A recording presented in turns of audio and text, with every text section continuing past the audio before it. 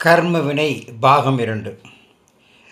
சிலர் இந்த வெள்ளிகளை எல்லாம் கட்டிக்கொண்டு கடவுள் காட்சி எங்களுக்கு தேவையில்லை என்று இந்த வெள்ளி துண்டுகளை எல்லாம் பொறுக்கி தலை மீது கட்டிக்கொண்டு இந்த வெள்ளிக்கட்டிகளே பிழைப்புக்கு உதவும் என்று சொல்லி முடிந்த அளவு அவற்றையெல்லாம் அள்ளிக்கொண்டு கீழே இறங்கத் தொடங்கினர். உங்கள் தலைகழுத்தை என்னவென்று சொல்வது என்று மன்னன் சொல்லிவிட்டு மீதி இருந்த ராஜ குடும்பத்தோடும் மக்களோடும் மலையேற ஆரம்பித்தான். இப்பொழுது சிறிது தொலைவில் தென்பட்டது ஒரு தங்க மலை.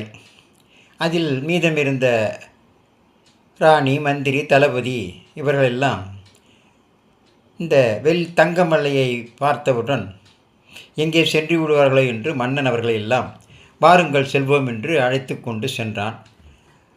அவர்கள் பாதி பேர் தங்கத்தை அள்ளிக்கொண்டு கீழே இறங்கினர். மித்தம் இருந்தவர்களையெல்லாம் அழைத்து கொண்டு சென்றார். அங்கே ஒரு வைரமலை தென்பட்டது.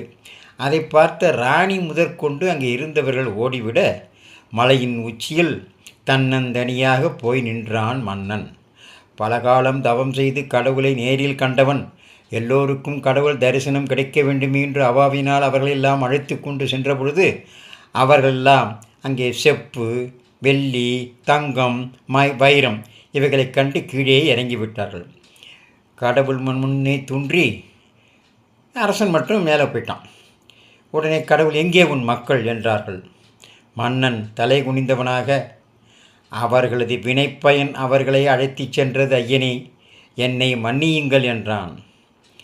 அதற்கு கடவுளும் தயாராக இருப்பவர்களே கிடைக்கக்கூடியது இந்த பாக்கியம். நீங்கள் எதை தேடுகிறீர்களோ அதுவும் உங்களைத்தான் தேடிக்கொண்டு இருக்கின்றது. உலக இச்சைகள் என்ற சேற்றை பூசிக்கொண்டவர்கள் சிலருக்கு உடல், செல்வம், சொத்து என்ற செம்பு, வெள்ளி, தங்கம், வைரம் போன்ற ஏமாற்று மாயைகளில் சிக்கிக் கொண்டுள்ளார்கள்.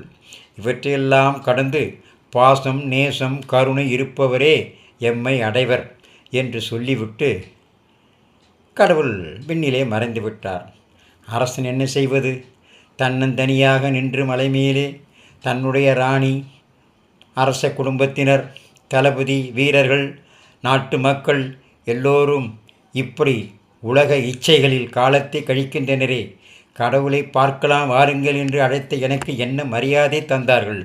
இவர்களெல்லாம் இந்த உடல், செல்வம், சொத்து அப்படி என்று சொல்லக்கூடிய இந்த செம்பு, வெள்ளி, தங்கம், வைரம் இந்த போன்ற ஏமாற்ற மாயைகளெல்லாம் சிக்கிக் கொண்டுள்ளார்களே என்று மன்னன் வருத்தமடைந்தான். இதையெல்லாம் லைக் செய்யுங்கள், சப்ஸ்கிரைப் செய்யுங்கள், ஷேர் செய்யுங்கள். மீண்டும் நாளை